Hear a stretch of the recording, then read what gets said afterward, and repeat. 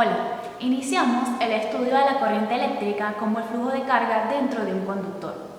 Específicamente, vamos a tomar lo que es la resistencia eléctrica como la oposición a ese flujo de carga. En este video vamos a utilizar dos simples simuladores.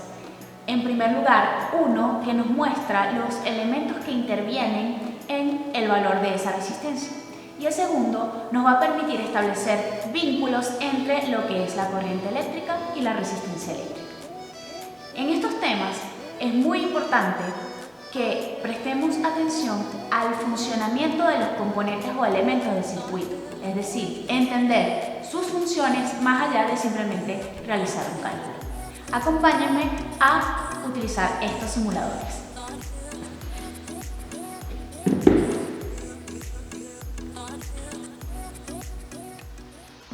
Nos encontramos en el primer simulador, un simulador bastante sencillo que nos va a permitir observar cómo son las variaciones de la resistencia a través de una ecuación que ya es conocida por nosotros.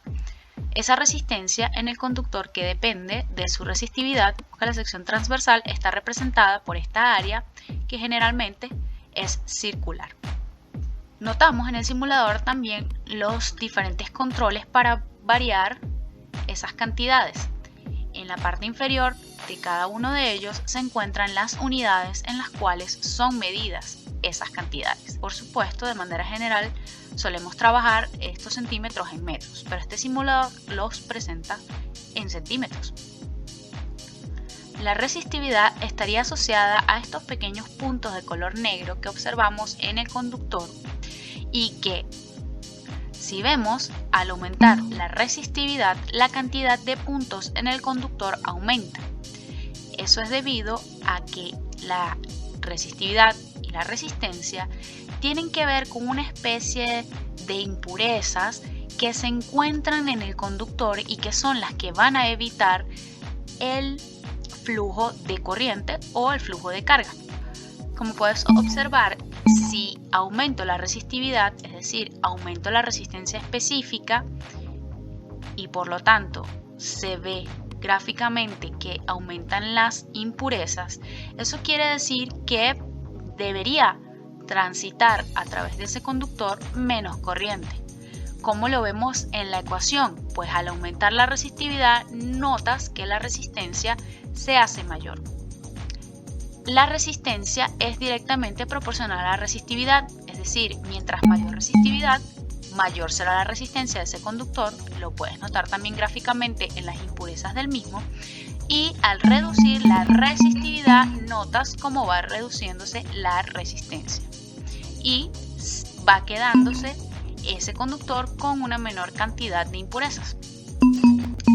Si por otro lado modificáramos la longitud, recordamos nuevamente, la resistencia es proporcional directamente a la longitud. Si es más larga la longitud de ese conductor, podrás notar que la resistencia también se hace más grande.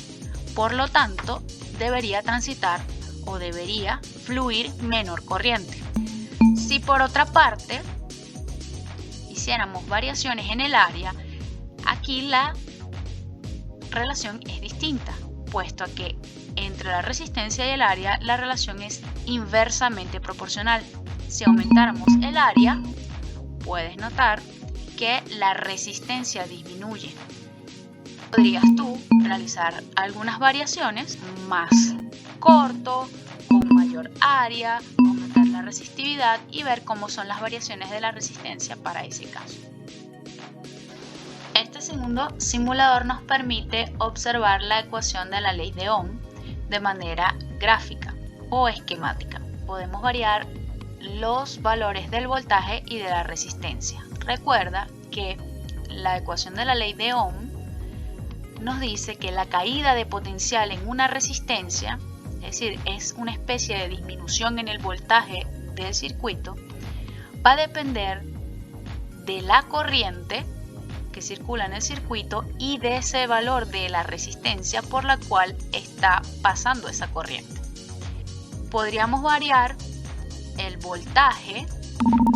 Observa cómo al variar el voltaje, si lo aumento, comienzan a aparecer más baterías conectadas en serie.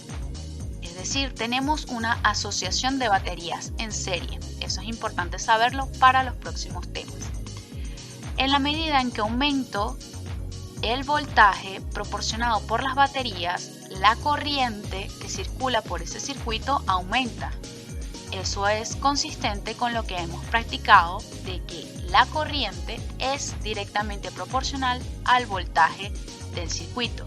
Si disminuyo el voltaje del circuito, notamos cómo las variables de voltaje y corriente van disminuyendo proporcionalmente una a la otra. Si por el contrario tomara el valor de la resistencia, es decir, voy a variar la resistencia de este pequeño circuito que tenemos aquí, si la aumento, el paso de la corriente va a verse afectado por ello. Mira el número, al aumentar la resistencia, progresivamente va disminuyendo la corriente. Si disminuyera entonces la resistencia, la corriente va a aumentar. Lo puedes observar en la variación del número y puedes notar cómo se va liberando el espacio de ese conductor. Podemos comprobar esos razonamientos lógicos matemáticos que resolvimos en la pizarra. Podríamos duplicar la longitud de ese alambre, es decir, pasar de 10 centímetros a 20 centímetros. Nota el valor de la resistencia.